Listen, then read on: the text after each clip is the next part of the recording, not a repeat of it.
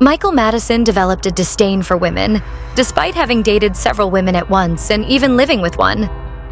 His animosity drove him to a dark place where he wanted to cause them pain. It takes a cold-hearted murderer to kill 3 people, and even a heartless one can feel no guilt for these atrocities.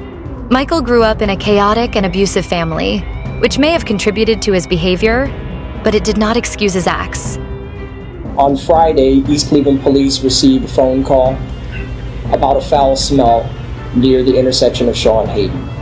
Police and EMS responded and broke into a garage where we discovered the remains of a victim, number 1. Within 2 hours, a suspect had been identified, a search warrant obtained and executed on Chickasaw Avenue in the city of Cleveland.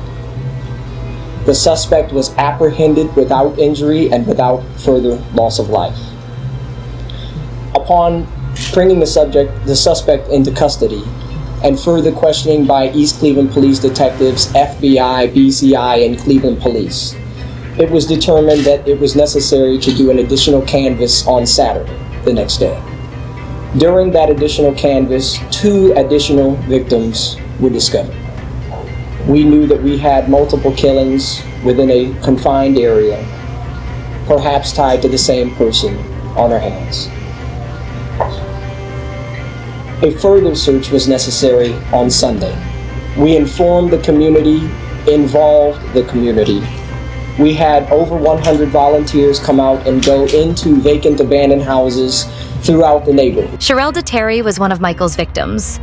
Thus, her father was called before the court to provide a victim impact statement. As Mr. Terry approached the front of the court, he turned to face Michael, who was sitting just a few feet away. Michael smiled viciously at him. Mr. Terry was enraged by Michael's unremorseful smile, and he went towards him, flinging himself across the table and lunging at him.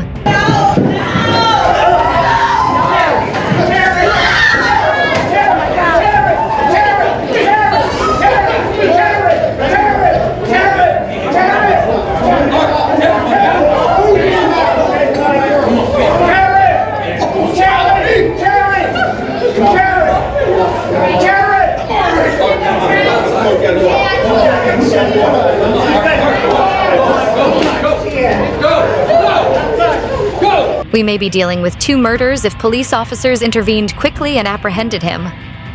His antics generated a ruckus in the courtroom, resulting in a 15-minute delay. Mr. Terry laughed last as Michael was sentenced to death. The court declared that life imprisonment is insufficient punishment for heinous offenders like Michael. Michael did not address the judge's inquiry or make a comment, and he exhibited no remorse. Upon consideration of the relevant evidence, the testimony exhibits admitted in mitigation, it is the judgment of this court that the aggravated circumstances of course of conduct, felony murder, kidnapping, felony murder, rape, of which the defendant was convicted, outweigh the mitigating factors by proof beyond a reasonable doubt. Accordingly, the sentence of death is imposed upon the defendant, Michael Madison, on counts 1, 4, and 7.